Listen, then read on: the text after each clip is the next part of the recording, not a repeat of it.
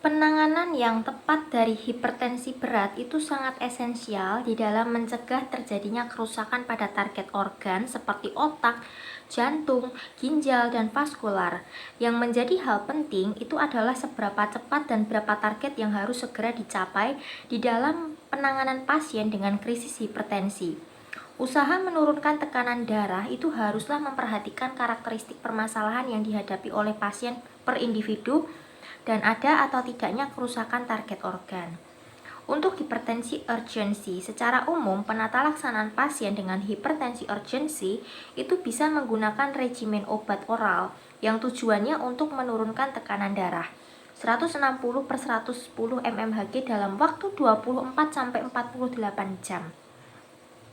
Penurunan tekanan darah juga tidak boleh melebihi 25% dari mean arterial pressure atau MAP dalam 24 jam pertama. Dihindari penggunaan dosis tinggi pada awal terapi atau penggunaan regimen antihipertensi parenteral yang terlalu agresif karena hal ini bisa menurunkan tekanan darah terlalu cepat sehingga berisiko menyebabkan hipoperfusi jaringan yang berakibat iskemik cerebral, iskemik miokard, ataupun bahkan kebutaan. Nah, pilihan jenis obat yang dapat digunakan itu adalah golongan penghambat ACE seperti captopril dengan dosis awal 25 mg dengan onset kerja 15-30 menit dan perlahan bisa ditingkatkan 50-100 mg dalam 90 hingga 120 menit. Golongan kalsium channel blocker seperti nicardipine dengan dosis oral awal biasanya 30 mg dengan onset of action sekitar setengah sampai 2 jam. Itu bisa diulang setiap 8 jam sampai tercapai target tekanan darah.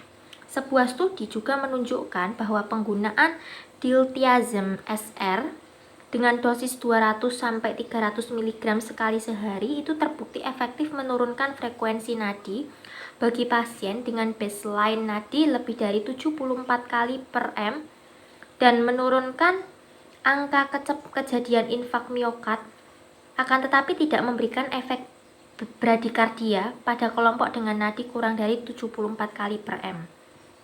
Nah, pilihan lain adalah labetalol yang mempunyai efek A1 dan B adrenergic blocker dengan dosis awal itu 200 mg dan itu bisa diulang setiap 3-4 jam serta klonidin yaitu simpatolitik sentral yang bersifat A2 adrenergic reseptor agonis dosis awal antara 0,1 sampai 0,2 mg per oral dengan onset kerja antara 15-30 menit dan efek puncak antara 2-4 jam.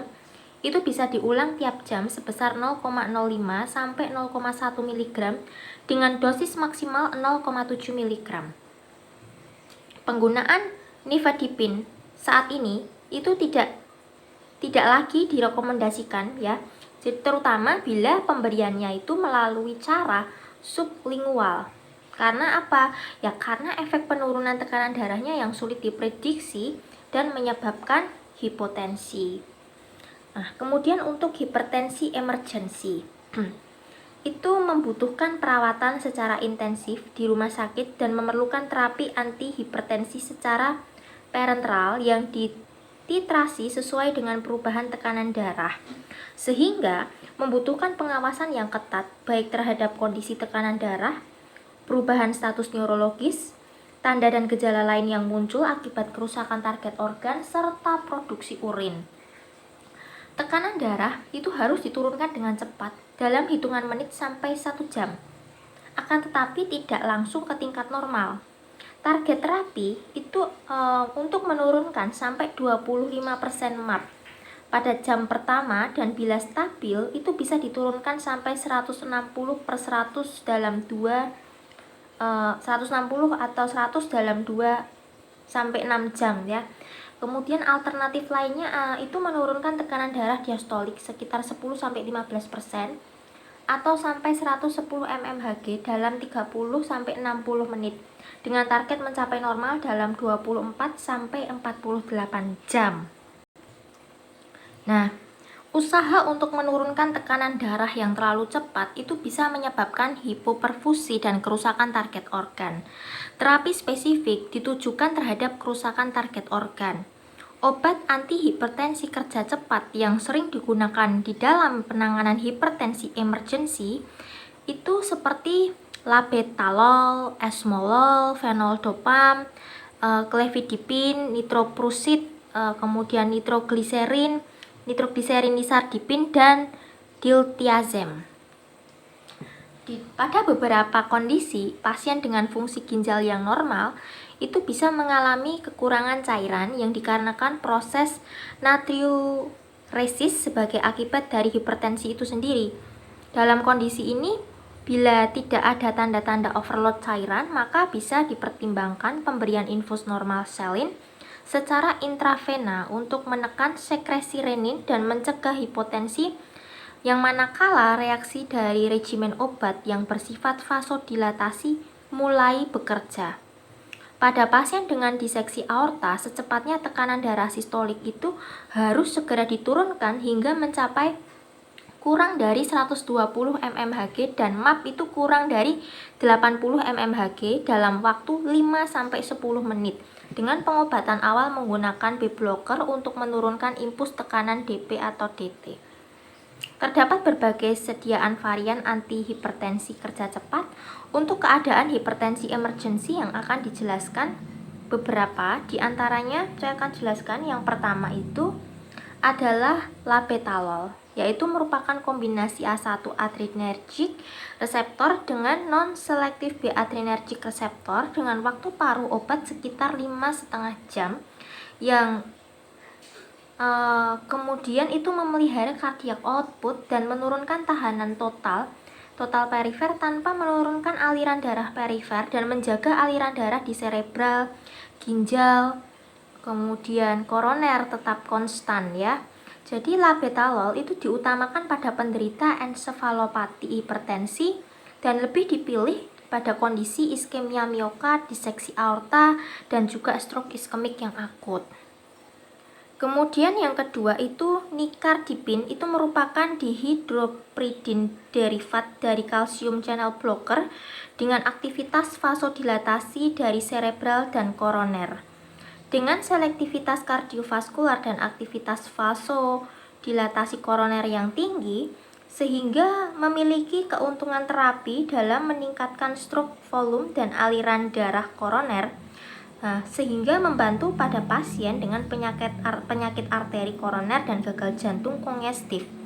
Obat ini juga direkomendasikan untuk pengobatan stroke iskemia akut saat target tekanan darah sistolik dan diastolik itu tidak tercapai. Efek samping yang paling sering timbul itu seperti pusing, mual, muntah, flushing, dan edema. Kemudian yang ketiga itu diltiazem. Nah, ini merupakan golongan kalsium channel blocker non dihidropridin ya. Itu menghambat kontraksi dari otot polos pada jantung dan pembuluh darah sehingga menyebabkan dilatasi pembuluh arteri baik koroner maupun sistemik. Nah, obat ini itu tidak menyebabkan peningkatan frekuensi nadi. Nah, obat ini direkomendasikan pada kasus-kasus hipertensi dengan angina. Efek sampingnya yang harus diperhatikan adalah edema, sakit kepala, AV block, bradiaritmia, kemudian mual, dyspnea. Yang keempat adalah esmolol, itu merupakan B-blocker atau kardioselektif dengan durasi kerja yang sangat pendek yang menurunkan denyut jantung, kontraksi miokard, dan cardiac output. Efek yang merugikan meliputi peningkatan heart block, gagal jantung kongestif, bronkokonstriksi.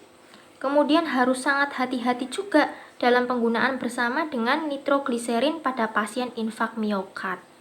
Yang kelima, fenoldopam itu bekerja sebagai dopaminergic agonis reseptor DA1, yakni dengan efek vasodilator perifer kuat, yang terutama pada sirkulasi ginjal dan berefek pada tubulus ginjal bagian distal dan proksimal serta berfungsi pula sebagai diuretik. Obat ini punya sifat onset cepat, ditoleransi dengan baik, dan merupakan salah satu antihipertensi intravena yang sangat efektif. Yang keenam adalah sodium nitroprusid, itu bekerja sebagai vasodilator kuat pada vena dan arteri dalam menurunkan preload dan afterload. Nah, itu mempunyai efek yang potensial dalam kemampuannya menurunkan perfusi cerebral saat terjadi peningkatan tekanan intrakranial sehingga tidak direkomendasikan pada penderita hipertensi emergensi dengan kerusakan target organ, yakni pada otak atau pada penderita dengan sindrom koroner yang akut. Obat ini harus diberikan dengan sangat hati-hati pada kondisi dengan insufisiensi ginjal dan hanya digunakan pada penderita dengan atau tanpa gangguan fungsi liver dan ginjal karena risiko tinggi terjadinya akumulasi sianida. Kemudian yang selanjutnya itu adalah clefidipin, yaitu itu obat baru ya, generasi 3 dari dihydropyridine calcium channel blocker, nah yang merupakan vasodilator arteri yang selektif yang itu dipakai untuk intraoperatif dan kondisi kritis. Obat ini merupakan pilihan yang aman dan efektif di dalam penata laksanaan hipertensi sedang sampai berat. Beberapa keuntungan yang didapat antara lain waktu paruh yang pendek itu dapat dititrasi dengan dosis yang lebih besar. Kemudian yang ke-8 adalah enalaprilat, itu merupakan penghambat ACE yang itu juga tidak direkomendasikan sebagai pilihan utama untuk krisis hipertensi ya, karena onset kerjanya yang lambat, jadi hanya 1 jam dan durasi kerja yang lama, sekitar 6 jam. Lebih lanjut, gagal ginjal adalah kondisi yang sering terjadi pada pasien krisis hipertensi, baik sebagai pencetus ataupun sebagai akibat daripada hipertensi itu sendiri. Hal ini dapat diperburuk dengan penggunaan penghambat ACE. Yang ke-9 adalah urapadilo. Nah, itu merupakan A-blocker selektif bekerja di sentral, menyebabkan vasodilatasi tanpa efek takikardia ya, jadi tidak berefek di takikardia. Obat ini itu jarang digunakan, tetapi beberapa penelitian itu mendukung penggunaannya pada hipertensi perioperatif ya. Kemudian yang ke-10 adalah pentolamin, adalah adrenergic blocker non selektif yang dipakai pada hipertensi emergensi karena rangsangan katekolamin atau pheochromocytoma. Yang ke-11 itu nifedipin, kerja cepat, kemudian nitrogliserin dan hidralazin itu sebaiknya tidak digunakan sebagai terapi lini pertama di dalam manajemen krisis hipertensi ya, karena toksisitas dan efek sampingnya. Nah, penggunaan nifedipin kerja cepat baik secara oral ataupun sublingual tidak lagi direkomendasikan disebabkan efek penurunan tekanan darah yang dapat berlangsung dengan cepat ya, dengan sangat cepat dan juga tidak terprediksi. Nitrogliserin sebagai venodilator itu bisa menurunkan preload dan cardiac output.